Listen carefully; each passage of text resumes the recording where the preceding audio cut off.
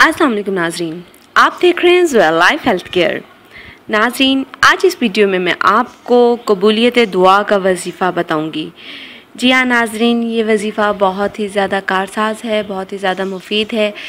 नाजरीन, हर वजीफ़े के लिए सबसे पहले हमारी नीयत मायने रखती है कि हम अपनी पाक नीयत से वजीफ़ा कर रहे हैं। पाक नीयत से मुराद यानी कि हम यकीन के साथ ये वजीफ़ा कर रहे हैं कि अल्लाह पाक इंशाअल्लाह तालाहुल अज़ीज़ हमारी दुआ को कबूल फरमाएगा। बेशक हम सब जानते हैं कि अमलों का दारोमदार नीयतों पर होता है, तो हमारी अगर नीयत साफ़ है, अगर हम सच्चे दिल से अल्लाह पाक से दुआ मांगते हैं या अमल करते हैं, तो इंशाअल्लाह तालाहुल अज़ीज़ अल्लाह पाक वो अमल हमारे लिए ज़रूर कबूल व मंजूर फरमाएगा। नाज़रीन, इस वजीफ़े की इजाज़त आम है, मुझसे या किसी और से इजाज़त लेने की आपको कतन ज़रूरत नहीं है। नाज़रीन, इतना ज़रूर कीजिएगा कि जब भी आप वजीफ़ा शुरू करें तो वजीफ़ा शुरू करने से पहले हमारी वीडियो के नीचे अपना नाम लेके कमेंट कीजिएगा, ताकि हम आपका नाम लेके आपके वजीफ़े की कामयाबी के लिए दुआ कर सकें। चलते हैं अब नाज़रीन वजीफ़े की तरफ।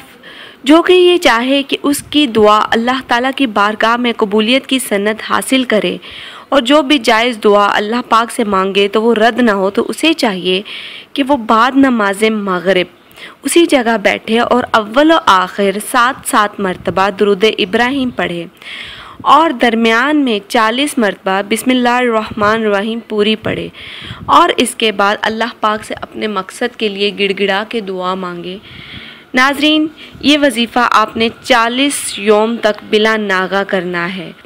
इंशाअल्लाह ताला 40 यौम के अंदर अंदर आपका जो भी मकसद होगा बफज़ले बारी ताला वो पूरा हो जाएगा।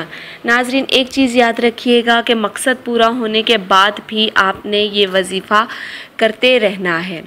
नाजरीन, हमारी इस वीडियो के मुताल्लिक़ कोई भी सवाल है तो हमारी इस वीडियो के नीचे सवाल कीजिए, कमेंट कीजिए, हम इंशाअल्लाह ताला अज़ीज़ ज़रूर जवाब देंगे। नाज़रीन, हमारी वीडियो को लाइक कीजिए, हमारे चैनल को लाइक कीजिए, हमारी वीडियो को फ्रेंड्स के साथ शेयर कीजिए और ज़ोया लाइफ हेल्थ केयर को सब्सक्राइब करना हरगिज़ मत भूलिएगा। शुक्रिया, अल्लाह हाफ़िज़।